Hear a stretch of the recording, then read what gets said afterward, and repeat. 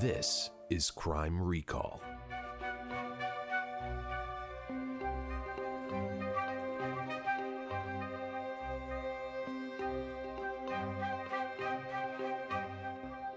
Welcome back, loyal viewers, to another sinister tale on Crime Recall.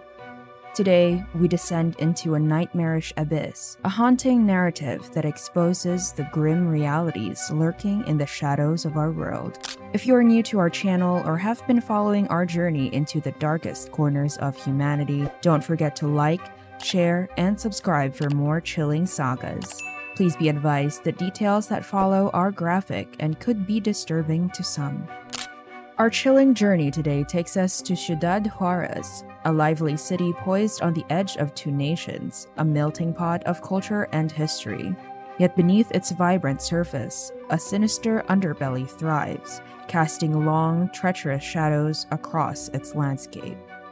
In the grim winter of the early 2000s, a discovery so horrifying, so chilling, rippled through the city, sending shockwaves across the world as the veil lifted on the unassuming House of Death. A Pandora's box of gruesome revelations tumbled out, revealing a terrifying dance between life and death within its walls.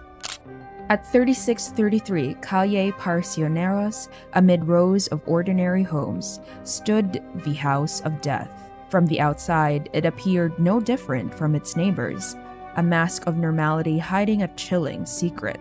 What happened behind its closed doors was a stark contrast to the facade, a macabre theater of death that unfolded away from unsuspecting eyes. Today, we take you through the hushed whispers and horrifying discoveries, down a dark path leading to this House of Death.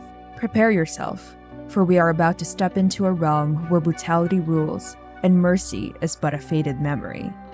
Here begins our haunting narrative of the House of Death in Ciudad Juarez, Mexico. The calm of the quiet neighborhood was shattered when, in January 2004, Mexican authorities made a shocking discovery: a series of mass graves in the backyard of the house. The grisly scene that awaited them was like something out of a horror movie. As the investigators dug deeper, they unearthed a staggering number of bodies, 12 in total, with each victim bearing signs of brutal torture and execution-style killings. The house had earned its ominous name, the House of Death. Locals whispered fearfully about the gruesome findings as the horrifying reality sank in that such unspeakable acts had occurred right in their midst. The local and international media quickly picked up on the story, and the world watched in horror as more and more details emerged. As the chilling tale unfolded, the question on everyone's mind was, who was responsible for these atrocities, and why? As the investigation continued, it became clear that the House of Death was not the work of a single individual, but rather the center of a ruthless and extensive criminal network.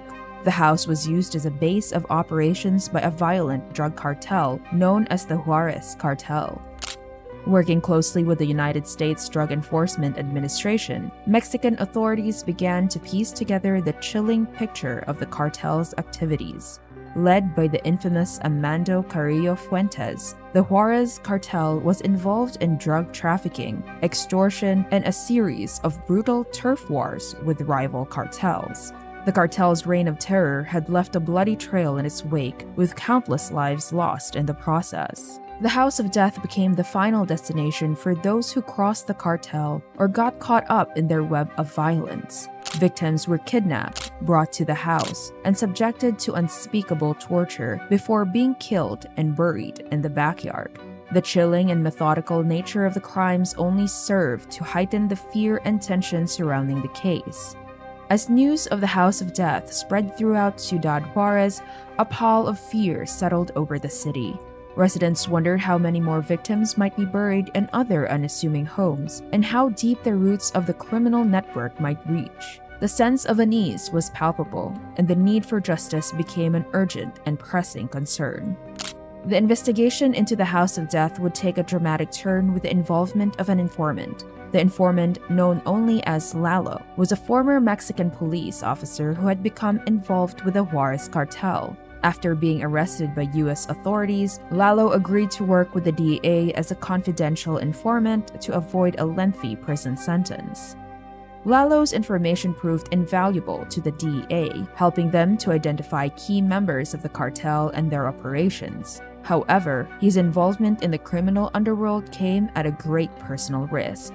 Infiltrating the Juarez Cartel and maintaining his cover was a dangerous game that could cost him his life at any moment. The suspense of Lalo's situation was palpable, with each new piece of information he provided heightening the stakes and the danger.